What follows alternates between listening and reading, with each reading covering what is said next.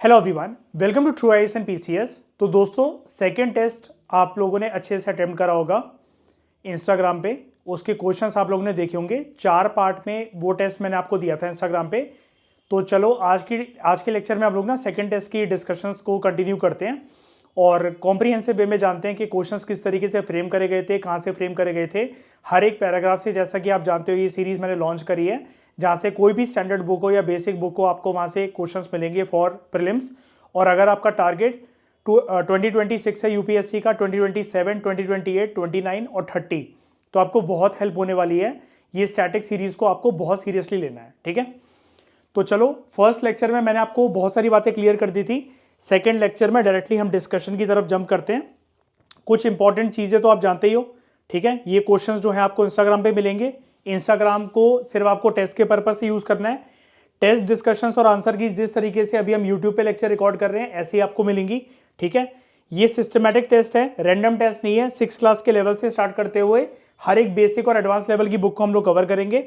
और क्वेश्चंस जो मिलेंगे आपको, हर एक एनसीईआरटी, तमिलनाडु की book, standard book, Upendra Singh, Poonam Dalal Dahiya, Laxmikant, कोई भी बुक हो, आपको उसके हर एक पैराग्राफ से मिलेंगे। और सारी यूपीएससी बुक जितनी भी आप यूज करते हो, वहां से क्वेश्चन बनाए गए हैं, ठीक है। इंस्ट्रक्शन आप जानते हो, इसको भी बहुत सीरियसली आप लोगों को लेना है। सारे के सारे क्वेश्चंस को आपको सीरियसली लेना है। कैजुअल मैनर में इस टेस्ट को अटेम्प्ट नहीं करना है। हर एक क्वेश्चन में आपको 1 ही मिनट लगाना है, उसके बाद अपना आंसर टाइप करना है इंस्टाग्राम पे कमेंट सेक्शन के अंदर जाकर। चीटिंग नहीं करनी है बिल्कुल भी, बुक से या कहीं से भी। और बीच में टेस्ट करके मतलब भाग नहीं जाना है कि आप स्वाइप करो, 2-3 क्वेश्चंस आपने देखे, उसके बाद चले यार मूड नहीं है, बाद में अटेम्प्ट कर लेंगे, ठीक है। उसके बाद अपनी मिस्टेक्स को एनालाइज करो। निराश होने की कोई नीड नहीं है, अगले टेस्ट में आप उसके ऊपर हार्डवर्क करना, ओके। ये वाली बातें मैंने आपको पहली डिस्कशन में बताई थी। ये हमारा सेकंड चैप्टर है जहां से हम क्वेश्चन डिस्कस करने वाले हैं। और सेकंड चैप्टर जो है हमारा, वो ये है एनसीईआरटी का, ठीक है, जिसमें बात हो रही है हंटिंग एंड गैदरिंग से लेकर जब इंसान जो है शिकार करते थे, चीजों को कलेक्ट करते थे, और वहां से उस जमाने से होते हुए वो कैसे एग्रीकल्चरिस्ट बने, यानी कि फार्मर्स बने, वो खुद का खाना अपना बनाना सीखे, ठीक है।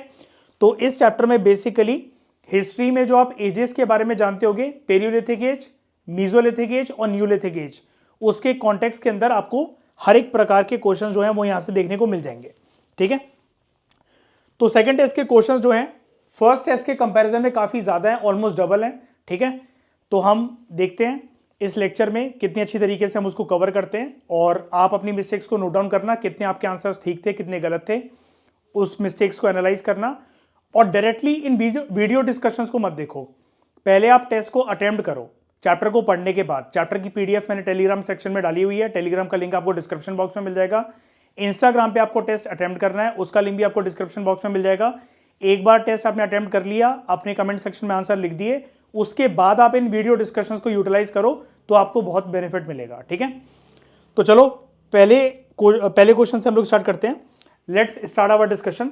सबसे पहला क्वेश्चन है हमारा, consider the following statements about Indian subcontinent, ठीक है। इंडियन सबकॉन्टिनेंट के बारे में हमें कुछ स्टेटमेंट यहां पर दी गई हैं। थोड़ा सा इसको नीचे कर लेते हैं ताकि आपको ऑप्शंस भी साथ में दिख जाए। सबसे पहली स्टेटमेंट है दोस्तों हमारे सामने, people who lived in the Indian subcontinent around 2 million years ago, ठीक है। वो क्या थे? हंटर्स और गैदरर्स थे, और उनको कोई भी नॉलेज नहीं थी एग्रीकल्चर की, ठीक है। ईशा, स्टेटमेंट ठीक है कि गलत है ये वाली? है ना, इतने पुराने लोग थे, ठीक है, हंटर्स एंड गैदरर्स थे। तो शुरू में दोस्तों हंटर्स एंड गैदरर्स के पास खेती बाड़ी की नॉलेज नहीं थी, because they use to live nomadic life, ठीक है। वो घुमंतु थे, एक जगह पर टिकते नहीं थे, खेती बाड़ी की नॉलेज नहीं थी। सिर्फ हंटर्स और गैदरर्स थे, शिकार करते थे, और जो भी उनको मटेरियल वगैरह मिलता था खाने पीने का, उसको वो कलेक्ट करते थे। दूसरी स्टेटमेंट बड़ी इंटरेस्टिंग है, हंटर्स एंड गैदरर्स जो है they also collected eggs for their food. क्या वो अंडे भी कलेक्ट करते थे? अंडे कहां से आते थे ईशा?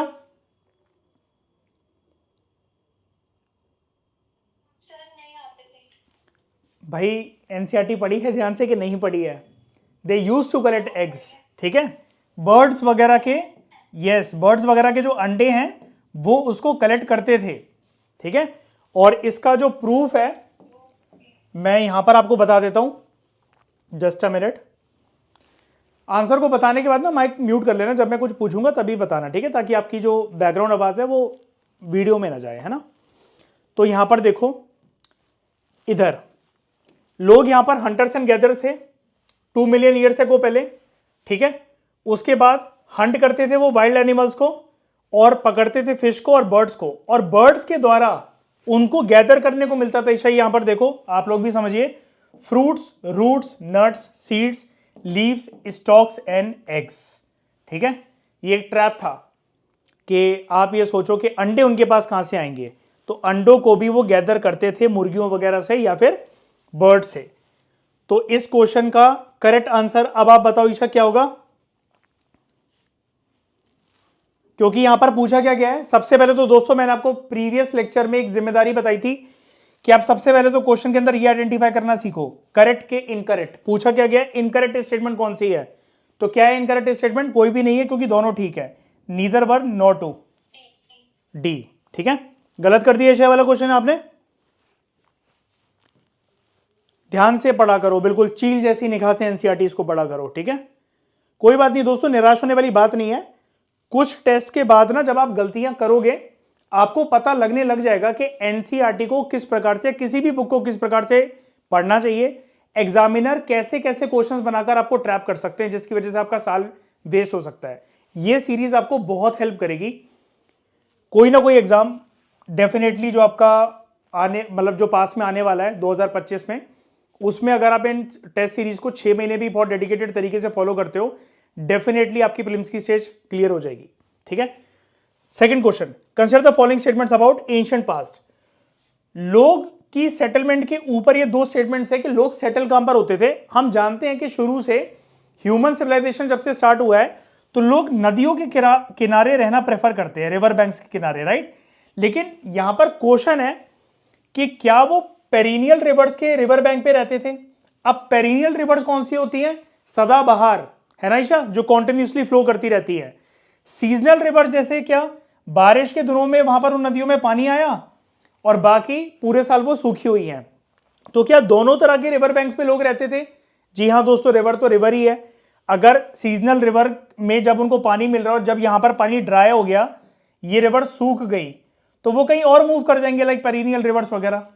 तो यहां पर सिंपली आपसे ये पूछा गया है क्या वो सेटल होते थे कि नहीं होते थे, और आपको ये बताना है कि इसमें से करेक्ट ऑप्शन क्या है। तो क्या होगा ईशा इसका आंसर, क्या ये दोनों स्टेटमेंट ठीक है? Yes, both 1 and 2 is the right option, okay. और ये क्वेश्चन आपको जो मिलेगा एनसीईआरटी में वो कहां से मिलेगा, जस्ट अ मिनट। ये क्वेश्चन आपको मिलेगा यहां पर,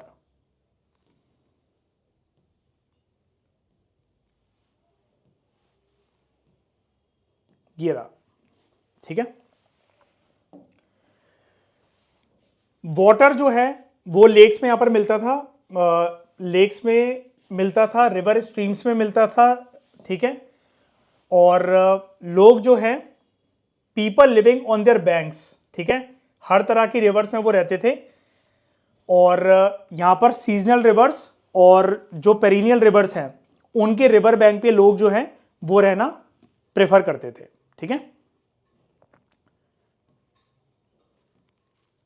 ये रहा आपको कीवर्ड जो यहां पर मिलेगा ना, ये रहा पेरिनियल रिवर्स वाला जो मैंने क्वेश्चन यहां पर बना रखा है, this is the perennial river. और पेरिनियल रिवर कौन सी रिवर्स होती है, जहां पर पानी जिनके अंदर जो है वो सदाबहार रहता है, और दूसरी सीजनल रिवर्स। तो लोग जो है इनके रिवर बैंक पे रहते थे, दोनों जगह पर सेटलमेंट जो है वो होती हुई मिली है, ठीक है। तो अभी तक इतने पैराग्राफ से जितने क्वेश्चन बन सके हैं जब से चैप्टर स्टार्ट हुआ है, तो यहां तक के क्वेश्चंस आपके 100% पूरे कवर हो गए। आप निश्चिंत होकर के अपनी एनसीईआरटीज को पढ़कर इन क्वेश्चंस को सॉल्व कर सकते हो, ठीक है। उसके बाद हम अगले क्वेश्चन पर आते हैं, ठीक है। हमारा तीसरा क्वेश्चन, तीसरे क्वेश्चन में दोस्तों हमसे पूछा गया है consider the following statements about hunters and gatherers, ठीक है। They had knowledge of fire, ठीक है, आग की नॉलेज थी उनको ईशा, बताओ। बिल्कुल थी। They had knowledge of huts making, घर वगैरह बनाना जानते थे क्या? हट्स मतलब बेसिकली है तो उनका घर ही एक प्रकार से, वो अलग बात है कि पत्तियों से, डंडियों से, लकड़ियों से वो बनाएंगे, ठीक है, जानते थे, नॉलेज थी, ठीक। They had knowledge of stitching clothes also, क्या वो कपड़ों की सिलाई करना भी जानते थे? अब सवाल ये उठता है, अगर वो कपड़े पहनते थे तो क्या पहनते थे कपड़ों में, बताओ? पत्ते पहनते होंगे। देखो वो पत्ते, ठीक है आपने बोला, बेसिकली वो एनिमल की स्किन्स को भी पहनते थे, ठीक है, एनिमल की स्किन्स को पहनते थे। तो आपको ये बताना है इनमें से कौन सी स्टेटमेंट करेक्ट है, क्या होगा इसका करेक्ट आंसर? ऑल थ्री, ठीक है, ठीक ही आपने क्वेश्चन गलत करा, सही हो गया, चलो बताइए।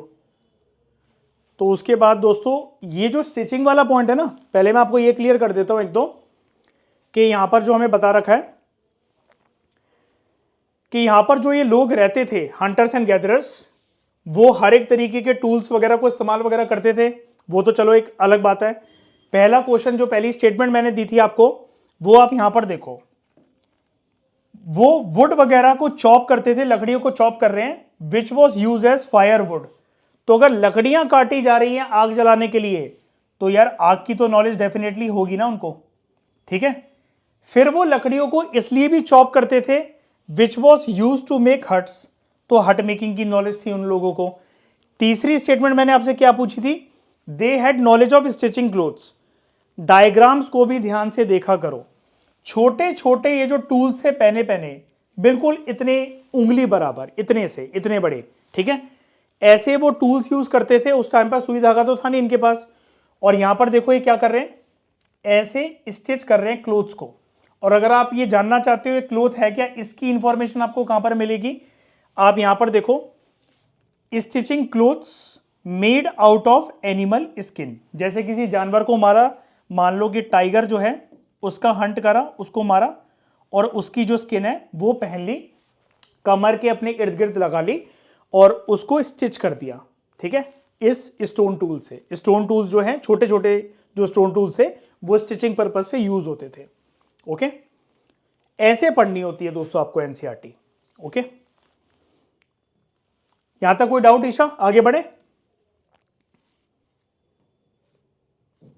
चौथा question, hunters and gatherers made and use tools of, किस किस तरीके के वो टूल्स यूज करते थे, पत्थरों के, लकड़ियों के, और बोन्स के, या फिर ऑल ऑफ दी अबव। क्या आंसर होना चाहिए इसका, ऑल ऑफ दी अबव, ठीक है। ये चीज मैंने अभी जस्ट आपको दिखाई टूल्स वाली, इसी पैराग्राफ में वो है, यहां पर देखो, ये रही, यहां पर लिखा हुआ है, it is likely that hunters और गैदरर्स जो थे वो दोस्तों बनाते थे और यूज करते थे उन टूल्स को, which was made of number 1 stone, number 2 would लकड़ियां, और जानवरों की या अन्य जीव जंतुओं की हड्डियों से, ठीक है। और इनमें से सबसे बेस्ट क्या सर्वाइव कर सका, स्टोन टूल्स, ठीक है, क्योंकि स्टोन टूल्स जो होते हैं वो इनऑर्गेनिक मटेरियल के होते हैं, उस पे जम्स बैक्टीरिया वगैरह इतनी आसानी से लगते नहीं है, बारिश के दिनों में लकड़ी जैसे वो गलेंगे नहीं, सड़ेंगे नहीं, ठीक है। बोन टूल्स भी काफी हद तक सर्वाइव कर जाते हैं, लेकिन अगर इन तीनों में से अगर कंपैरिजन के पर्पज से मैं आपसे बोलूं, कल जब मैंने उपेंद्र सिंह का लेक्चर लिया था उसके अंदर यही टॉपिक हम लोगों ने कवर करा था। एडिशनल इंफॉर्मेशन बस मैं आपको बता रहा हूं कि अगर कंपैरिजन आ जाए किसी एग्जाम के अंदर कि स्टोन टूल्स, वुड टूल्स या बोन टूल्स, इन तीनों में से बेस्ट क्या चीज सर्वाइव करती है, तो स्टोन टूल्स। और उसका रीजन क्या होता है, उपेंद्र सिंह की बुक के अंदर भी गिवन है, because stone objects are inorganic material, वो सड़ेंगे नहीं, गलेंगे नहीं, बैक्टीरिया वगैरह का अटैक उन पे होगा नहीं, ठीक है। बारिश के दिनों में भी जैसे लकड़ी गल जाती है, लेकिन स्टोन टूल्स के साथ कुछ भी नहीं होगा। अगला क्वेश्चन, साइट्स के बारे में, लोकेशन एंड प्लेसेस। भिम्बेटका के बारे में हमें पूछ रखा है, Bhimbetka is a site located in, कहां पर ईशा, नंबर 1, गुड, मध्य प्रदेश, ठीक है। मैप में आपको एक साथ दिखा देता हूं, पहले एक दो क्वेश्चन जो मैंने साइट्स के बना रखे हैं वो मैं आपको दिखा देता हूं। Hunsgi is a site located in कहां पर है ईशा? हंसगी कहां पर है? ये साइड कहां पर लोकेटेड है? हंसगी कहां पर लोकेटेड है? कर्नाटका, ठीक है। उसके बाद कुरनूल केव्स किस जगह पर लोकेटेड है? गुड, आंध्र प्रदेश। यहां तक ये तीनों साइड्स के ऑप्शन ठीक हो गए आपके? गुड, ठीक है, आंध्र प्रदेश। उसके बाद ये भी बताओ मुझे, भिम्बेटका एक कैसी साइट है? पेलियोलिथिक है, मीजोलिथिक साइट, मेगालिथिक साइट है? मीजोलिथिक मैंने ऑप्शन ही नहीं डाला, मेगालिथिक कर दिया। अभी मैं डिफरेंस भी दोस्तों आपको बताऊंगा मीजोलिथिक और मेगालिथिक में। नियोलिथिक साइट है या फिर एक अर्ली विलेज है? ये एक पेलियोलिथिक साइट है, ठीक है। उसके बाद जो हंसगी है वो कैसी साइट है? अगेन इसका आंसर है it is a palaeolithic site, ठीक है। अर्ली एज की साइट है, पेलियोलिथिक एज की कैटेगरी में आती है ये। और जो कुरनूल केव्स जो कि आंध्र प्रदेश के अंदर है वो कैसी साइट है? वो भी दोस्तों एक पेलियोलिथिक साइट है, ठीक है।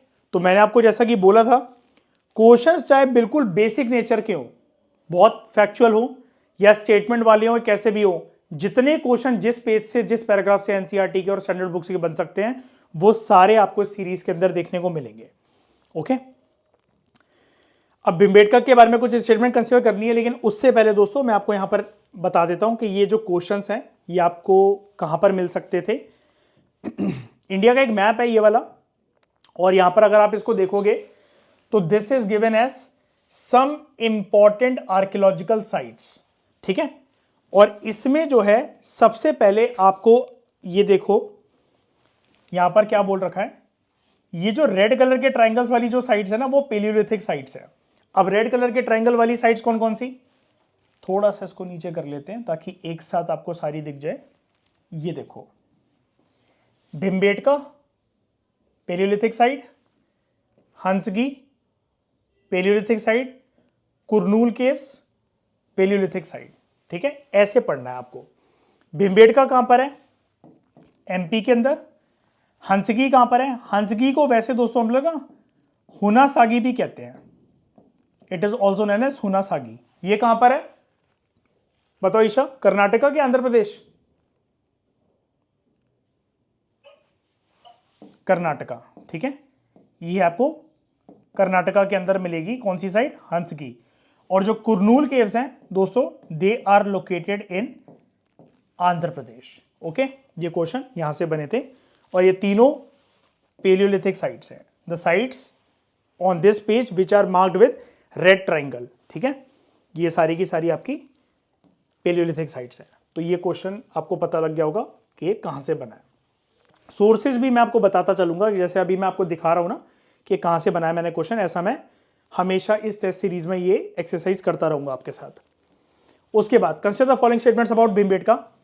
ये एक ओल्ड साइट है जहां पर आपको केव्स भी मिलेंगे और रॉक शेल्टर्स भी मिलेंगे, गुफाएं भी मिलेंगी और रॉक शेल्टर्स भी मिलेंगे।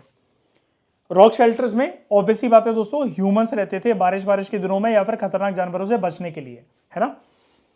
दूसरी statement, it is close to Narmada and Tapi valley, या फिर आप इसको ताप्ती भी कह सकते हो, तापी को ताप्ती भी कहते हैं। ये स्टेटमेंट ठीक है ईशा? पहली ठीक है,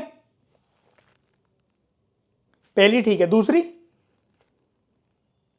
क्यों? आंसर बताओ। नर्मदा ही थी यहां पर दोस्तों, तापी नहीं है, ठीक है। इसके लिए आपको मैप प्रॉपर तरीके से देखना चाहिए और एनसीईआरटी में साइड में इंफॉर्मेशन भी गिवन है, अभी जस्ट मैं आपको दिखाता हूं। And there is evidence of paintings on the wall of caves. क्या भिम्बेटका केव्स के ऊपर पेंटिंग्स हैं, इंसानों ने कुछ बना रखा है जी। तो कौन सी स्टेटमेंट इसमें से करेक्ट होगी? करेक्ट पूछा गया है, दूसरी वाली तो गलत हो गई हमारी, है ना, क्योंकि सिर्फ नर्मदा होना चाहिए, तापी नहीं होना चाहिए। तो answer should be 1 and 3 only, सिर्फ पहली और तीसरी स्टेटमेंट दोस्तों करेक्ट है। ओके, उसके बाद मैं पहले आपको सोर्स दिखा देता हूं फिर हम आगे बढ़ते हैं। यहां पर देखो दोस्तों, भीमबेटका के बारे में बात हो रही है। ये है दोस्तों भीमबेटका केव्स, ठीक है, ये है भीमबेटका की साइड। और यहां पर दोस्तों देखो क्या लिखा हुआ है, लोकेशन तो आपको पता लगी गई है, भीमबेटका आज के मध्य प्रदेश में है। ये एक ओल्ड साइट है, देखो केव्स भी हैं, यहां पर रॉक शेल्टर्स भी हैं। लोग यहां पर रहते थे इन शेल्टर्स वगैरह में, बारिश से बचने के लिए, गर्मियों से बचने के लिए, तेज तूफानों हवा वगैरह से बचने के लिए। And these rock shelters are close to, ध्यान दो, Narmada valley only, not Tapi valley, ठीक है। क्लोज मतलब थोड़े डिस्टेंस की बात होती है, कुछ किलोमीटर, बहुत ज्यादा दूर नहीं होना चाहिए। अब ऐसे तो नर्मदा के आसपास आपको तापी नदी भी मिल जाएगी, लेकिन यहां पर बात हो रही है ओनली कि भीमबेटका की जो साइट है, जो केव्स है यहां पर, वो कौन सी नदी, कौन सी रिवर वैली के पास है, ओके। और जहां तक हम बात करें, जो स्टेटमेंट थी कि पेंटिंग्स वगैरह वाली, तो बहुत सारी केव्स पर जो है ह्यूमंस ने आर्ट जो है वो ड्रॉ कर रखी थी, ठीक है।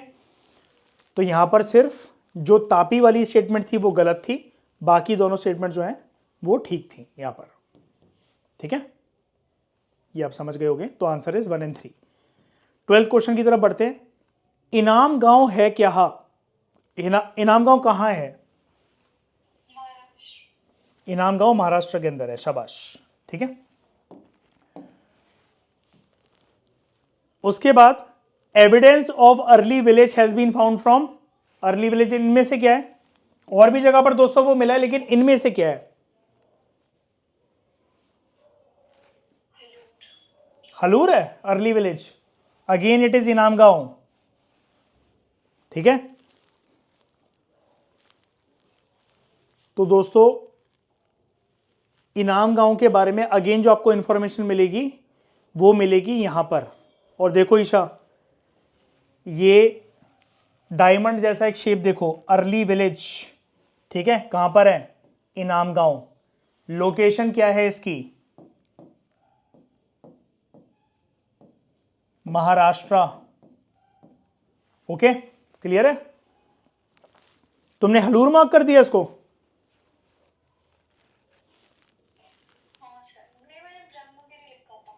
अच्छा,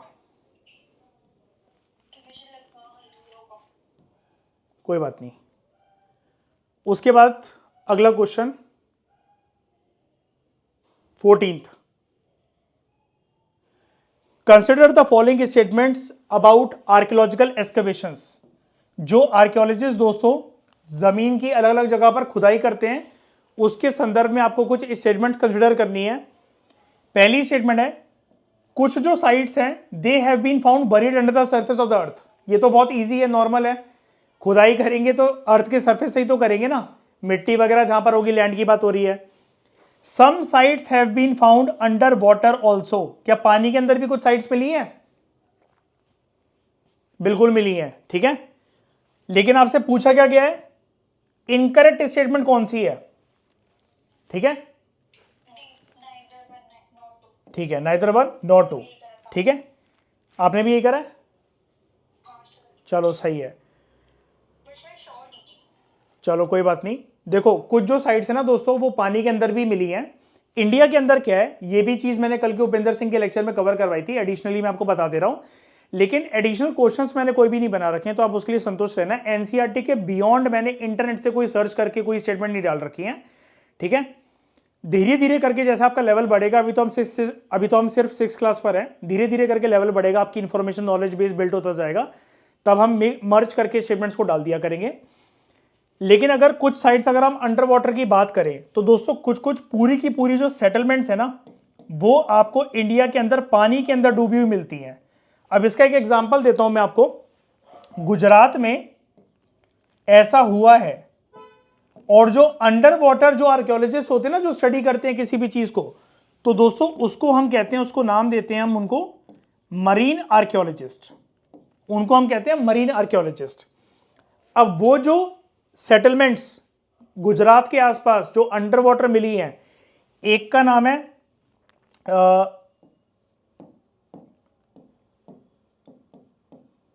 खादिर बेत, ठीक है। खादिर बेत में आपको, खादिर बेत के पास आपको बेसिकली, नॉट खादिर बेत, sorry, I am extremely sorry, Dwarka and Dwarka बेत। और इनमें से अगर आपको कोई क्वेश्चन आ जाए, ये अभी एनसीईआरटी का क्वेश्चन नहीं है लेकिन आउट ऑफ द कंटेक्स्ट में आपको ये बता रहा हूं एडिशनल इंफॉर्मेशन, कि अगर इनमें से कोई क्वेश्चन आ जाए कि आपको चूज करना है कि पूरी की पूरी एक सेटलमेंट, जैसे अब मान लो कि एक ब्लॉक कॉलोनी या फिर कोई एक एरिया है, वो डूबी हुई पानी के अंदर आर्कियोलॉजिस्ट को भारत के अंदर कहां मिली है, तो इनमें से बेस्ट ऑप्शन क्या होगा? उसका आंसर है दोस्तों द्वारका बेत। उपेंद्र सिंह के अंदर ये इंफॉर्मेशन गिवन है, इसको याद रखना। जब हम उपेंद्र सिंह वगैरह के क्वेश्चंस करेंगे ना, वहां पर आपकी इस तरीके के क्वेश्चंस कवर हो जाएंगे, तो उसके लिए आप संतुष्ट रहो। लेकिन यहां पर हमसे पूछा गया था, वैसे तो दोनों स्टेटमेंट ये ठीक है, इनकरेक्ट कौन सी है? तो कोई भी इनकरेक्ट नहीं है, नीदर वन नॉट टू। उसके बाद दोस्तों अगर हम बात करें, traces of ash have been found from, राख जो दोस्तों मिली है वो कहां से मिली है? कुरनूल, है ना, गोडीशा। और कुरनूल कहां पर है? अभी पढ़ा था हमने, आंध्र प्रदेश के अंदर। ठीक है दोस्तों, ये वाली बात याद रखना। तो ये जो कुरनूल वाली बात है, ये आपको यहां से पता लग जाएगी।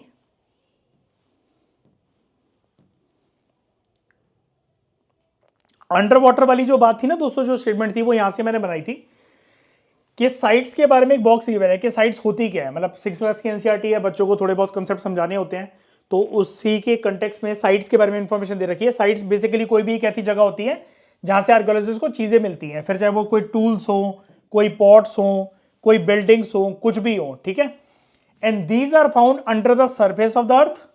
ठीक है, buried under the which are buried under the earth and even under water also। ये है यहां पर इंफॉर्मेशन। ठीक है, इवन अंडर वाटर ऑल्सो। और इसका बेस्ट एग्जांपल क्या होगा ईशा, अगर आज के बाद कोई आपसे पूछे? You can play on both Dwarka and Dwarka बेत, लेकिन पूरी सेटलमेंट जो मिली है पानी के अंदर वो कहां पर मिली है दोस्तों? क्या आंसर होगा ईशा उसका? द्वारका बेत। ठीक है, ट्रेसेस ऑफ एश की दोस्तों अगर हम लोग बात करें, जो राख की बात यहां पर हो रही थी तो ये है कुरनूल केव्स के बारे में इंफॉर्मेशन गिवन है, जो अभी आपने मैप पे देखा।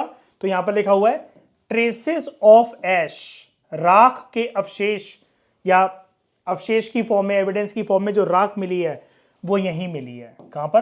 कुरनूल के अंदर, विच इज इन आंध्र प्रदेश। ठीक है, तो ये इंफॉर्मेशन दोस्तों याद रखना।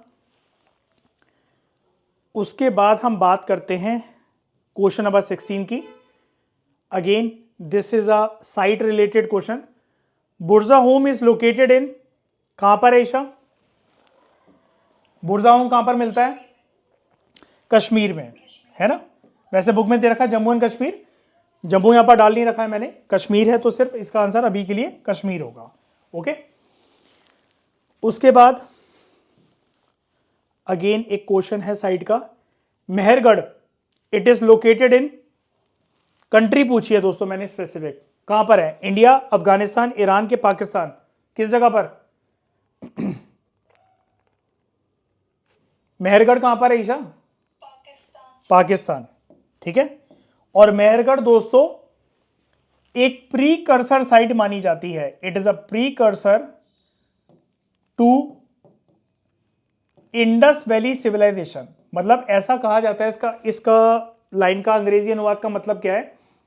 जितनी डेवलपमेंट, जितनी हाईटेक सेटलमेंट मेहरगढ़ में थी, जिस तरीके के हाउसेस, जिस तरीके की सारी चीजें हमें मेहरगढ़ के अंदर मिली हैं एडवांस फॉर्म में, जस्ट उसकी एक झलक कॉन्टिन्यूटी में हमें इंडस वैली सिविलाइजेशन में देखने को मिलती है। आप ऐसा भी कह सकते हो कि इंडस वैली सिविलाइजेशन के अंदर जब डेवलपमेंट के मामले में चीजें एपिक्स पॉइंट को छू रही थी, तो उससे जस्ट पहले जो शुरुआती दौर पर जो साइट थी वो कौन सी थी, जहां से लक्ष्मण रेखा क्रॉस करके इंडस वैली सिविलाइजेशन शुरू हो जाता है, तो उसका आंसर होगा मेहरगढ़। एंड मेहरगढ़ कहां पर लोकेटेड है? पाकिस्तान के अंदर। ओके, ये इंफॉर्मेशन दोस्तों याद रखना। उसके बाद साइट का ही एक क्वेश्चन है, मैप में एक साथ आपको दिखा दूंगा, पहले जो क्वेश्चन यहां पर है एक साथ हम पहले उसको कवर कर लेते हैं। Chirand is a site located in which state of India? Bihar के अंदर लोकेटेड है चिरांद। ठीक है, उसके बाद दोस्तों अगर हम देखें question number 19, Koldihwa is located in which state? UP, Uttar Pradesh के अंदर है दोस्तों ये वाली साइड कोलदीवा, ठीक है। ये भी वहीं से क्वेश्चन है जहां से इंडिया का मैप मैंने आपको दिखाया था। Mahagara is a site located in, again इसका आंसर है उत्तर प्रदेश। महागारा जो साइट है वो भी दोस्तों उत्तर प्रदेश के अंदर देखने को मिलती है आपको, ओके। दाओजली हादिंग, ये साइट कहां पर लोकेटेड है? मेघालय में लोकेटेड है ये। Answer is Assam. हाँ है क्या, कभी सर्च कराओ, ठीक है। तो दोस्तों हाँ, पहले हम यहां पर देख लेते हैं इधर। तो ये जो जितनी भी साइट्स मैंने दे रखी हैं, ये कहां से दे रखी है? ये नियोलिथिक साइट्स थी जो मैंने पूछी हैं आपसे, सारी नहीं पूछी हैं मैंने, साउथ वाली क्रॉस करके इसके ऊपर ऊपर वाली जितनी साइट्स गिवन है वो मैंने आपसे पूछी थी, जो कि ब्लू कलर के बॉक्सेस में गिवन है, ठीक है। क्योंकि सारे फैक्ट्स एक साथ जैसे क्वेश्चन में डाल दूंगा तो कुछ स्टेटमेंट वाले भी होने चाहिए, क्योंकि इंस्टाग्राम पे आप जानते हो जो इंस्टाग्राम कराउजल के थ्रू मैं पोस्ट आपको देता हूं, इंस्टाग्राम 20 पोस्ट ही अलाउड करता है मैक्सिमम, ठीक है। तो उस 20 पोस्ट में मैं कोशिश ये करता हूं कि आपके बेस्ट जो 15 क्वेश्चन बन रहे हैं उसके अंदर कुछ फैक्चुअल क्वेश्चन भी हो और स्टेटमेंट वाले भी हो, ठीक है। बुरजा होम येरी साइड आपकी कहां पर है? आपकी जम्मू एंड कश्मीर के अंदर। ये है आपकी मेरगढ़ साइड, कहां पर है? आपकी पाकिस्तान के अंदर। उसके बाद चिरांद बिहार के अंदर। ये है साइड आपकी दाऊजली हादिंग, ये है दोस्तों असम के अंदर। ये है आपकी कोलदीवा और महागारा, ठीक है। कोलदीवा ऊपर है, महागारा नीचे, येरी, और ये दोनों है आपकी उत्तर प्रदेश के अंदर। यहां से था क्वेश्चन, ठीक है। शायद ये याद रखना, ये असम है, it is not in Meghalaya. क्यों लगा तुम्हें मेघालय? पढ़ा था क्या?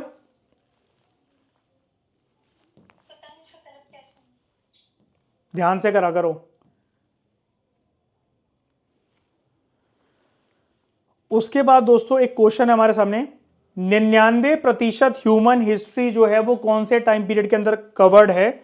जो टाइम पीरियड सबसे ज्यादा स्ट्रेस्ड हो रखा है, palaeolithic, mesolithic, neolithic, chalcolithic, megalithic, कौन सी एज है वो, ठीक है।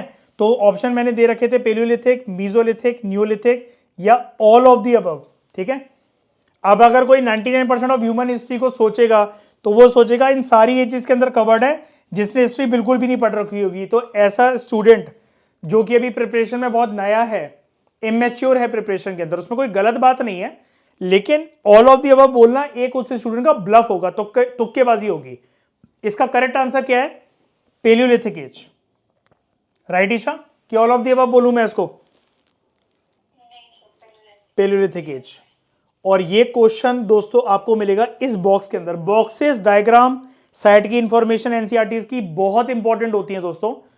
एक एग्जांपल मैं आपको देता हूं, क्लास 12th की जो एनसीईआरटी है मेडिवल हिस्ट्री की, 3 एनसीईआरटी होती है क्लास 12th में, themes in Indian history part 2, उसके अंदर बच्चे ना विजयनगर एम्पायर को पढ़ के जाते थे, आज भी जाते हैं, पढ़ना भी चाहिए, अच्छी बात है। पूरा का पूरा जो इंफॉर्मेशन है रट्टू तोते सारी याद कर लेते हैं। यूपीएससी ने 2019 में क्वेश्चन पूछा था, दैट वाज अबाउट मंडप। क्वेश्चन ये था कि कल्याण मंडप जो है वो कौन से एम्पायर के साथ एसोसिएटेड है। बहुत सिंपल क्वेश्चन था, ठीक है, कल्याण मंडप। अब ये आप टेक्स्ट से ज्यादा कहां जान सकते थे? टेक्स्ट में तो कहीं गिवन नहीं है 12th क्लास की एनसीईआरटी के अंदर। वहां पर साइड में एक ना डायग्राम गिवन है, उसके अंदर उन्होंने ना कल्याण मंडप ऐसे बनाकर दिखा रखा है। वो एक स्टोन का स्ट्रक्चर होता है, क्या होता है वो सब हम बाद में बात करेंगे। उधर से डायरेक्टली क्वेश्चन निकला था। तो इन बॉक्सेस की, इन डायग्राम्स की, इन साइड की इंफॉर्मेशन की दोस्तों इज्जत करा करो, आपका साल बच जाएगा। और जहां प्रीलिम्स आपका क्लियर हुआ ना, आपको कॉन्फिडेंस बहुत आ जाएगा मेंस निकालने के लिए, ठीक है। तो अगर हम यहां पर बात करें, ये रहा, ये जो पेलियोलिथिक एज है, ठीक है, ये तो नॉर्मल सी बात है कि पेलियो का मतलब होता है ओल्ड, लिथोस का मीनिंग होता है स्टोन, तो this is the old stone age. ये टाइम पीरियड स्ट्रेच बहुत लंबा करता है, 2 मिलियन ईयर्स एगो से लेकर 12,000 साल तक, ठीक है। ये होती है पेलियोलिथिक एज। ये डिवाइडेड है 3 सब कैटेगरी के अंदर, लोअर, मिडल और अपर। और ये जो 2 मिलियन ईयर्स एगो से लेकर 12,000 साल पुरानी जो हिस्ट्री हमारे पास अवेलेबल है, it covers about 99% of human history. इंसान का इतिहास 99% सिर्फ इस एज में कवर हो जाता है, ठीक है। फिर अगर आप बात करो 12,000 साल तक, जैसे 12,000 साल तक 2 मिलियन ईयर्स एगो से 12,000 साल तक क्या था, पेलियोलिथिक एज। फिर 12,000 से 10,000 साल तक आपको जो एज मिलती है दैट इज मीजोलिथिक, ठीक है। और 10,000 के बाद, ठीक है, फ्रॉम अबाउट 10,000, उसके बाद की जो एज आपको मिलती है वो मिलती है आपको नियोलिथिक एज। ओके, तो ये चीज दोस्तों याद रखना। 99% of human history is covered in palaeolithic age. Okay, क्योंकि टाइम पीरियड बहुत बड़ा है, 2 मिलियन ईयर्स एगो से लेकर 12,000 साल तक। उसके बाद 23rd क्वेश्चन है, microlith tools belong to which age? Mesolithic age, ठीक है। ये मैंने फाउंडेशन कोर्स में बताया था ना ईशा, कि एम से मीजोलिथिक, एम से माइक्रो। यहां पर क्या था, पेलियोलिथिक एज के अंदर ना दोस्तों, इंसानों को जो पत्थर मिलते थे वो कैसे भी करके उनको यूज करना स्टार्ट कर देते थे। ये जो मीजोलिथिक एज आई, इसके अंदर इंसानों ने छोटे छोटे टूल्स बनाना शुरू करे, बहुत छोटे छोटे। जैसे अभी मैं आपको वो स्टिचिंग वाला टूल दिखा रहा था ना एनसीईआरटी के अंदर, वैसे टूल्स उन्होंने बनाना शुरू करे। बहुत शार्प थे, प्रिसाइज थे, नोकीले थे, और बहुत ज्यादा इंसान उसको कट करते करते, छीलते छीलते बहुत छोटे छोटे शेप उनको देता था। इस एज में ऐसा नहीं है कि सिर्फ यही छोटे छोटे टूल्स यूज होते थे, और भी होते थे, लेकिन मीजोलिथिक एज की स्पेशलिटी इस बात के अंदर छुपी हुई है कि इंसानों ने छोटे साइज के टूल्स जो है वो यूज करना स्टार्ट करे। उन छोटे साइजेस के टूल्स को नाम दिया जाता है माइक्रोलिथ। और ये कौन से एज के साथ कनेक्टेड है? मीजोलिथिक एज के साथ ये कनेक्टेड है। ये वाला आंसर भी आपको यहीं पर दोस्तों मिल जाएगा, इसी बॉक्स के अंदर। मैंने अभी आपको बताया मीजोलिथिक एज का टाइम फ्रेम 12,000 साल से लेकर 10,000 साल तक, इसको हम कहते हैं मीजोलिथिक, ठीक है। दूसरा नाम है इसका middle stone age. Stone tools जो कि इस टाइम पीरियड में फाउंड करे गए हैं, दे आर जर्नली टाइनी, छोटे हैं, जैसा कि मैं अभी आपको बता रहा था। और उनको दोस्तों की स्पेशल नाम दिया गया था which is known as microliths, ठीक है। माइक्रोलिथ्स के बारे में एक क्वेश्चन अभी आपको और मिलेगा, पहली एक इंफॉर्मेशन जान लो। देवर स्टक, लगाए जाते थे वो। अब छोटे टूल्स अलग से तो यूज करे नहीं जाते हैं कि आप डार्ट समझ के उसको मारोगे थोड़ी ना किसी को, तो इनके साथ करा क्या जाता था, they were probably stuck on to the handles of bone या फिर वुड। इंसान ने एक हैंडल बनाया, लकड़ी ली, ठीक है, या फिर एक हड्डी ली, उसके आगे फिट कर दिया इन टूल्स को। तो होगा कि आपके पास लकड़ी के लिए क्या है कि एक बहुत लंबा सा बेस हो गया, हैंड होल्डिंग सपोर्ट मिल जाएगा, आगे वो चीज पहनी है नोकीली है, तो आप किसी जानवर के ऊपर भोंक सकते हो उसको मारने के लिए, ठीक है। और माइक्रोलिथ टूल्स के दो एग्जांपल है, सॉज एंड सिकल। ये नाम है सॉज एंड सिकल। तो इससे रिलेटेड हम क्वेश्चन देख लेते हैं। एक तो आपका माइक्रोलिथ हो गया, मीजोलिथिक एज से रिलेटेड क्वेश्चन। फिर अगला क्वेश्चन है, consider the statements about microlith tools. सिर्फ मैंने माइक्रोलिथ की बात पूछी है। अगर मैं यहां पर ये लिख देता, देखो पहली स्टेटमेंट पहले देख लो, all microlith tools were generally tiny in size. अब आप YouTube वगैरह पर क्या देखते हो, जो ये ऐसी स्टेटमेंट होती है, ऑल, एवरीथिंग, एक्सट्रीम स्टेटमेंट्स, उनको एलिमिनेट कर दो। ये सब दोस्तों फालतू की बकवास होती है, इस पे भरोसा, इस पे यकीन मत करना। फालतू में अपना साल खराब कर बैठोगे और अटेम्प्ट भी बर्बाद हो जाएंगी। आप समझो, इंफॉर्मेशन को पढ़ो, आपको आता है अगर वो क्वेश्चन बहुत अच्छे से तो ही उसको अटेम्प्ट करो, otherwise leave it. All microlith tools were generally tiny in size. ये स्टेटमेंट ईशा ठीक है कि गलत है? मैंने ऑल लिखा है आगे, बताओ। ठीक है, माइक्रोलिथ का मतलब यही होता है। अगर मैं यहां पर ये स्टेटमेंट कर देता, all mesolithic age tools were tiny in size, तो अब क्या होता है इसका, सारे मीजोलिथिक जो टूल्स हैं they are tiny in size. तो ये स्टेटमेंट ठीक होती, गलत होती? नहीं, मैं वही तो बता रहा हूं, नहीं होती ठीक। क्यों होती ठीक?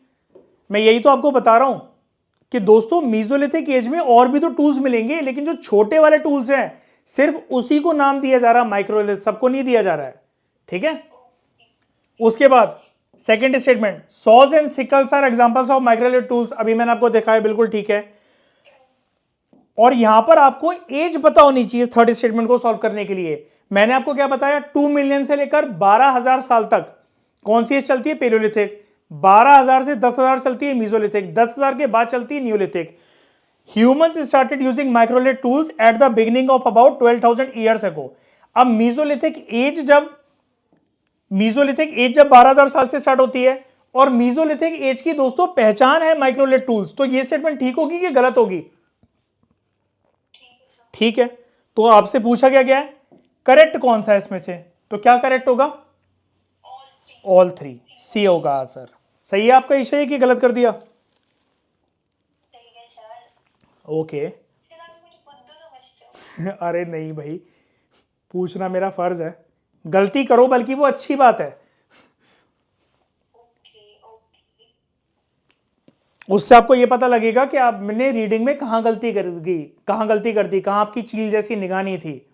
ठीक है, उसके बाद अगला क्वेश्चन एक बारी देखते हैं, फिर इस पे आते हैं जरा हम। ये वाला तो हो गया ना, ठीक है। Question number 25, consider the following statements about mesolithic as.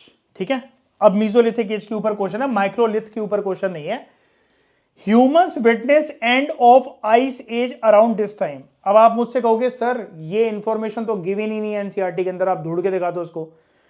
तो दोस्तों इसके लिए सबसे पहले, जस्ट अ मिनट ईशा रुक जाओ, सबसे पहले इसके अंदर आपको यहां पर जाना है। ये देखो, अ चेंजिंग एनवायरमेंट, यहां पर आपको वो क्या बोल रहा है, अराउंड 12,000 ईयर्स अगो। और ये लक्ष्मण रेखा कौन सी एज की स्टार्टिंग है, मीजोलिथिक। 2 मिलियन से 12,000 पेलियोलिथिक, 12,000 से 10,000 मीजोलिथिक, 10,000 के बियॉन्ड न्यूलिथिक। 12,000 साल ईयर्स अगो पहले यहां पर क्या है, मीजोलिथिक एज की स्टार्टिंग हुई। And there were major changes in the climate of the world with a shift to relatively warmer condition. ठीक है, इससे पहले दोस्तों अगर मतलब वार्मर कंडीशन अगर यहां पर आ रही है तो इससे पहले कौन सी कंडीशन रही होगी, कोल्ड कंडीशंस। मैं मानता हूं कि फर्स्ट स्टेटमेंट में मैंने एग्जैक्टली मेंशन करके आपको लिख दिया आइस एज। पूनम दलाल दहिया में जब आप पहले चैप्टर पर आओगे तब वहां से जब आप क्वेश्चन सॉल्व करोगे, या फिर अगर आपने मेरी क्लासेस देखी हुई है पूनम दलाल दहिया की, पहला चैप्टर खुद से कवर करा हुआ है, वहां पर प्रॉपर तरीके से बता रखा है कि जो पेलियोलिथिक एज है ना दोस्तों, दैट वाज प्लीस्टोसीन एरा, है ना ईशा, यही है ना, if I am not wrong, pleistocene era कहते हैं sir. And that pleistocene era is nothing but ice age, यही है ईशा इंफॉर्मेशन, है ना। और उसके बाद धीरे धीरे करके अर्थ पे वार्मर कंडीशंस बनने लग जाती हैं। क्या कह रहे हो ईशा? हाँ एक ही बात है, मतलब चाहे हम उसको प्लीस्टोसीन एज बोल लें या फिर आइस एज बोल लें, राइट। तो humans witnessed end of ice age around this time, सही है, बिल्कुल ठीक है, अभी प्रूव करके दिखा दिया। This age witness the development of grasslands for the first time in human history, naturally grow हुए थे। एनसीईआरटी में गिवन इंफॉर्मेशन ये सही है, बिल्कुल ठीक है। Humans started animal husbandry during this time.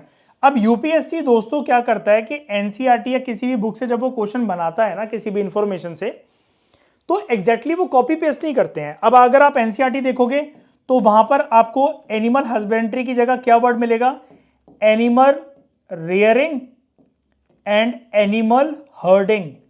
लेकिन इसका दोस्तों मतलब यही होता है, चाहे आप इसको एनिमल रेयरिंग कह लो, हर्डिंग कह लो, या फिर आप एनिमल हस्बेंड्री बोलो, एक ही बात है इसकी। ठीक है, और पूछा क्या गया है, which among the following statements are correct. सबसे पहले दोस्तों इसको देखा करो, ठीक है, सॉल्व करने से पहले कि करेक्ट पूछा गया कि इनकरेक्ट पूछा गया। ये तीनों स्टेटमेंट ठीक है ईशा? तो इसका आंसर है 1, 2 एंड 3। ठीक है, और इसका प्रूफ मैं आपको यहां पर दिखा देता हूं, इसी में है। यहां पर देखो, ये मीसोलिथिक एज के अंदर in many areas this led to the development of grasslands. अब दिस का मतलब क्या है कि this led to the development of grasslands, ये जो वार्म कंडीशंस अर्थ पर आई, आइस एज से हम लोग वार्म एज की तरफ धीरे धीरे करके जो जाने लगे, नेचुरली कुदरती रूप से बड़े सारे घास के मैदान आना शुरू हुए। उस घास के, वो जब घास के मैदान नेचुरली पृथ्वी ने अपने अंदर ग्रो करना शुरू करे तो बहुत सारे एनिमल्स आने लगे, जैसे डियर्स, एंटीलोप्स, बकरियां, भेड़े और कैटल। कैटल दोस्तों एक यूनिवर्सल टर्म होती है, एक होलिस्टिक टर्म होती है, जो बेसिकली मिल्चिंग एनिमल्स होते हैं या बीस्ट ऑफ बर्डन होते हैं। मिल्चिंग एनिमल्स यानी कि जो दूध देते हैं, जिनके हॉर्न्स होते हैं, सींग होते हैं जिनके, और बीस्ट ऑफ बर्डन मतलब क्या, जिनके पीठ पर आप सामान ढोकर लेकर जा सकते हो, उन सभी एनिमल्स को कैटल बोलते हैं। कैटल कोई एक, आप किसी को मतलब ऐसा नहीं बोल सकते कि सिर्फ गाय ही कैटल है, सिर्फ भैंस ही कैटल है। हॉर्न्स होने चाहिए, मिल्चिंग एनिमल्स होने चाहिए वो, और बीस्ट ऑफ बर्डन होने चाहिए। बीस्ट ऑफ बर्डन मतलब जिनके कंधे पे आप सामान रखकर ढोकर मतलब लाद कर आप जा सको कहीं पर भी, उसको कैटल कहते हैं। तो ये सारे एनिमल्स आए, ठीक है। और फिर क्या हुआ, जो एनिमल्स को अभी तक इनको हंट करते थे पेलियोलिथिक एज में या मेसोलिथिक एज की स्टार्टिंग में, उन्होंने इनको फॉलो करना शुरू करा। इन एनिमल्स की फूड हैबिट्स के बारे में जाना, ये भी जाना कि इनका ब्रीडिंग टाइम कब होता है, ठीक है। और फिर धीरे धीरे करके इंसान जो है हर्डिंग और रेयरिंग की तरफ आगे मूव करा, ठीक है। और वहां से जो हर्डिंग और रेयरिंग की जो बात है, आप ऐसे कह सकते हो कि इस एज से, इस टाइम से वहां से एनिमल हस्बेंड्री की शुरुआत हो गई, ठीक है। ईशा ये ठीक था आपका?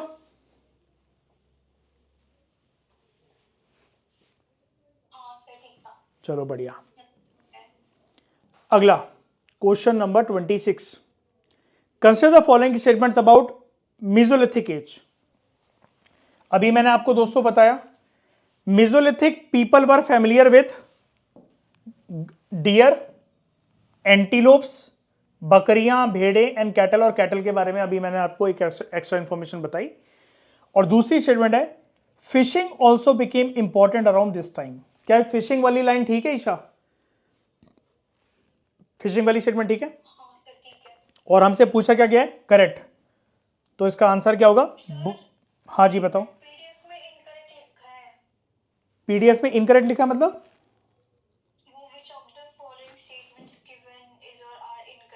नहीं, यहाँ तो करेक्ट लिखा हुआ है, ये तो वही पीडीएफ है। नहीं, हो गया होगा वैसे, एरर आ गया होगा, लेकिन मैंने कोई एडिट नहीं करा। थप्पड़ मारो अपने आप को। यहां पर देखो, ठीक है, नींद चढ़ी हुई है तुम्हें, है ना। ये देखो, तो यहां पर क्या है दोस्तों, fishing also became important. Fishing also became important here in this age. तो ये याद रखना। हर्डिंग और रेयरिंग तो उनकी बनी थी, ठीक है। फिशिंग ऑल्सो बिकेम इंपॉर्टेंट क्या?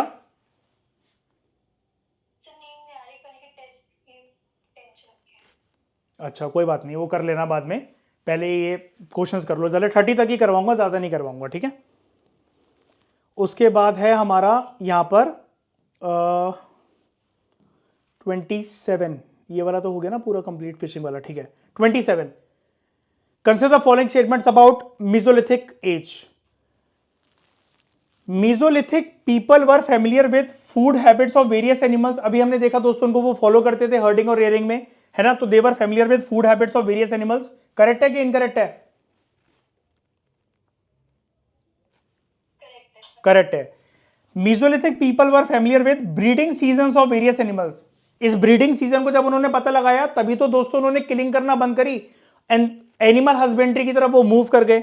लेकिन इसमें हमसे ये पूछा हुआ है which among the following statements are incorrect. अब ईशा दिख रहा है ध्यान से, ये अब तो कोई एडिट नहीं कर रखा ना मैंने पीडीएफ को, है ना। इसका आंसर बताओ पहले चुपचाप, क्या है ये आंसर, क्या होना चाहिए इसका? D, neither one not two, ठीक है। तो ये वहीं से दोस्तों पैराग्राफ से हमारा कवर हो जाएगा। हाँ, interesting question, first animal to be tamed by humans was dog, है ना। और प्रॉपर जो हमारी एनसीईआरटी के अंदर जो दोस्तों इंफॉर्मेशन गिवन है, that is wild ancestor of dog, ठीक है। ये मैं आपको बता देता हूं, beginning of farming and herding के अंदर आपको यहां पर एक लाइन मिलेगी,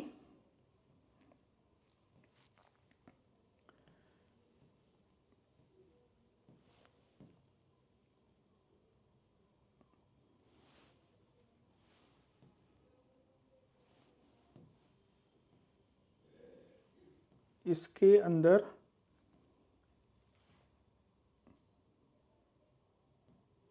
ये रही। The first animal to be tamed was wild ancestor of dog.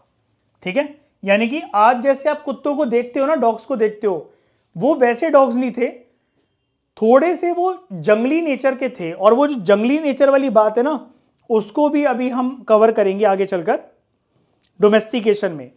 क्या होता है ना दोस्तों, जो एनिमल्स वाइल्ड होते हैं उनके जो टीथ या हॉर्न्स होते हैं ना, वो बड़े साइज के होते हैं एज कंपेयर टू जब आप किसी को डोमेस्टिकेट करते हो, यानी कि उनका पशुपालन करते हो। तो यहां पर जैसे दांत बन रखे हैं, तो उनके दांत एज वेल एज जो उनके हॉर्न्स होते हैं, जो सींग होते हैं उनके, वो दोस्तों छोटे साइज के होते हैं, क्योंकि उनको अच्छा खाना मिलता है, उनको अच्छी केयर मिलती है। ठीक है, उनकी साफ सफाई भी काफी हद तक रहती है इस वजह से। तो first animal to be tamed was wild ancestor of dog. ठीक है, उसके बाद consider the following statements. Around 12,000 years ago, humans collected wheat, barley and rice as food। तीनों चीजें मैंने आपको बोल रखी हैं, wheat, barley and rice as food। ठीक है, और यहां पर मैंने टाइम पीरियड दे रखा है 12,000 साल, यानी कि जब पेलियोलिथिक एज जब खत्म ही हो रहा था, तब तो सब लोग हंटर्स एंड गैदरर्स थे। तो ये स्टेटमेंट ठीक है कि गलत है? ठीक है। उसके बाद wheat, barley and rice were also the first set of crops to be grown by humans। यानी कि यहां पर हम इंसानों को एग्रीकल्चरिस्ट, फार्मर्स की नजरों से दोस्तों यहां पर हम लोग देख रहे हैं, और वो है अराउंड 10,000 years ago। यहां पर बात स्पेसिफिकली हो रही है मीजोलिथिक एज की, मीजोलिथिक एज की। तो बताओ ये स्टेटमेंट ठीक है कि गलत है? सही है। Which among the following statements are incorrect? D, neither one not two, है ना। अब इसके बारे में जरा अगर हम डिस्कशन करें तो आपको यहां पर यह चीज देखने को मिलेगी। इधर अगर आप यहां पर देखोगे, इसी के पैराग्राफ में आपको यहां पर मिल जाएगा, beginning of farming and hurting में डॉग वाली बात तो हम लोगों ने कर ली थी। यहां पर this was also a time, ठीक है, when several grain bearing grasses, सबसे पहले तो ये ऑटोमेटिकली उगना शुरू हुए कुदरती रूप से, जैसे ग्रासलैंड्स आ रहे थे ना, तो उसी के जैसे ग्रासलैंड्स के जैसे व्हीट, बार्ले एंड राइस के मैदान जो है कुदरती रूप से ऑटोमेटिकली नेचर ने बनाना शुरू करे। Naturally it grew in different parts of the subcontinent. अब जो मर्द, औरत और बच्चे इनको कलेक्ट करते थे, उन्होंने ये धीरे धीरे करके सीखा, ठीक है, किन किन एरियाज में ये ग्रो होते हैं। ठीक है, कब इनके जो फसल है वो पकती है, अंदर जो अनाज है वो मजबूत होता है, हार्वेस्टिंग का टाइम हो जाता है। और ऐसे करके उन्होंने सोचना स्टार्ट करा कि यार इनके सीड्स लेकर, वो ना क्या करते थे, जैसे कोई सीड है उनके पास, वो खा रहे हैं सीड, कहीं गिर गया, तो उन्होंने देखा ये थोड़े दिनों के बाद यार यहां से ना ये जो बीज है वो अंकुरित हो जा रहा है, पौधा बन रहा है और वो फसल बन जा रही है। तो उन्होंने सोचा इसके बारे में और खुद के अपने प्लांट्स फिर ऐसे व्हीट, राइस और बार्ले को ग्रो करा, और ऐसे करके इंसान जो बने वो फार्मर्स बने। ठीक है, मैंने सिर्फ आपको यहां पर जो कंफ्यूज करा उस क्वेश्चन के अंदर, सिर्फ ईयर देखकर कंफ्यूज करा, 12,000 साल वाली बात और 10,000 साल वाली बात, क्योंकि मैं आपसे ये एक्सपेक्ट करता हूं, एग्जामिनर आपसे एक्सपेक्ट करता है कि आप पेलियोलिथिक एज और मीजोलिथिक एज के अंदर आप फर्क को जान सको और उससे जुड़ी क्या कैरेक्टरिस्टिक फीचर्स थे वो आपको पता हो। ठीक है, उसके बाद दोस्तों 30th क्वेश्चन है हमारे सामने, consider the following statements about neolithic age. ठीक है, humans used to eat sheeps but reared goats, humans used to eat pigs but reared cattles. अब स्टेटमेंट दोस्तों थोड़ी सी कंफ्यूजिंग हो सकती है आपके लिए। अब इसमें कैच है वो मैं आपको बताता हूं। इसमें मैंने दिया है इंसान भेड़ों को और सुअरों को खाते थे, लेकिन पशुपालन करते थे बकरियों का और कैटल्स का। दोस्तों कभी भी एक रूल याद रखना, जब भी इंसानों ने किसी भी एनिमल को रेयर करा है, उसकी हर्डिंग करी है, बेसिकली एनिमल हस्बेंड्री करी है, तो वहां पर ये कभी भी कोई रूल नहीं होता कि आप अगर किसी जानवर का पशुपालन कर रहे हो तो आप उसको मारकर खा नहीं सकते हो। आपका पर्पस ये भी तो हो सकता है, आपके पास एक भेड़ है, एक शीप है आपके पास, आपने उस शीप को नहीं मारा, अच्छे से उसका पशुपालन करा, ठीक है, आपको वूल वगैरह मिल जाएगी। फिर उस शीप ने छोटे छोटे बच्चे दिए कुछ, उन बच्चों का आपने ध्यान रखा, उसको बड़ा करा, उन चारों बच्चों को, और उनमें से तीन बच्चों से आपको जो वूल है वो प्राप्त होती रही, एक को आप मारकर खा गए, या फिर चारों को आपने बड़ा इसलिए करा कि पहले इनका साइज बड़ा हो जाने देते हैं, मीट जो है इनसे ज्यादा मिल जाएगा, और फिर आप इनको मारकर खा गए। तो यहां पर ये स्टेटमेंट कंफ्यूजिंग है आपके लिए कि वो भेड़ों को खाते थे लेकिन बकरियों का पशुपालन करते थे, सुअरों को खाते थे लेकिन जो कैटल्स होती हैं, buffalo, goat, buffalo, cows and beast of burden और मिल्चिंग एनिमल्स जो होते हैं उनको वो रेयर करते थे। तो आपको ये स्टेटमेंट एक बार के लिए देखकर ऐसा लग सकता है, जैसे यूपीएससी में भी आपने देखा होगा कुछ कुछ ऐसे क्वेश्चंस आते हैं जिसकी मल्टीपल इंटरप्रिटेशंस होती हैं, जो इंस्टीट्यूट्स होते हैं, जो स्टूडेंट्स होते हैं, वो कंफ्यूज रहते हैं कि इसका एक से ज्यादा आंसर मिल रहा है या फिर हमें करेक्ट आंसर इसका मिल नहीं पा रहा। तो ये एक ऐसी कंफ्यूजिंग स्टेटमेंट है, ये तो फिर भी इजी है, मतलब आप इसको ध्यान से सोचोगे तो आप इसको कर पाओगे, लेकिन ऐसे स्टेटमेंट्स आपका टाइम वेस्ट बहुत करा सकती है आपको, इसलिए थोड़ा सा ना टेक्स्ट के बियॉन्ड जो मैसेज है आपको उसको पकड़ना है, ठीक है। तो यहां पर क्या, humans used to eat sheeps but reared goats, ठीक है। तो इसका मतलब यह है कि यह स्टेटमेंट गलत है, क्योंकि इससे हमें इंटरप्रिटेशन यह मिल रही है कि वो भेड़ों को खा रहे हैं लेकिन बकरियों को नहीं खा रहे हैं। दूसरी स्टेटमेंट भी गलत है, humans used to eat pigs, सुअरों को खा रहे हैं लेकिन कैटल्स को नहीं खा रहे, उनका पशुपालन कर रहे हैं। And which among the following statements are incorrect, तो दोनों ही इनकरेक्ट है, तो इसका आंसर हो जाएगा बोथ 1 and 2। ये है दोस्तों इसका आंसर। इस तरीके के क्वेश्चंस जो हैं आपको सताते हैं रियल एग्जाम्स में भी और इन टेस्ट सीरीज में भी कंफ्यूज आपको करेंगे, लेकिन इससे आपको यह पता लगेगा कि एनसीईआरटी के अंदर हमें या कोई भी बुक के अंदर हमें जो टेक्स्ट के पीछे जो मैसेज छुपा होता है, जो लाइन आप पढ़ रहे हो, जो वर्ड्स आप पढ़ रहे हो, वो मैसेज क्या है, और उसके अकॉर्डिंग आपको अपनी रीडिंग हैबिट, रीडिंग स्टाइल या फिर एनालिसिस और अंडरस्टैंडिंग का स्टाइल वो चेंज करना है आपको। तो 30th क्वेश्चन तक दोस्तों, 30 क्वेश्चन तक सक्सेसफुली हम लोगों ने यहां तक इस टेस्ट की एनालिसिस और डिस्कशन कवर करी। क्वेश्चंस इस टेस्ट के अंदर काफी ज्यादा है, 70 से ज्यादा है। सेकंड पार्ट हम इसका बना लेंगे अगला लेक्चर, उसके अंदर आपको 31 से बाकी क्वेश्चंस की डिस्कशन मैं आपको करवा दूंगा। इस डिस्कशन में दोस्तों फिलहाल इतना ही।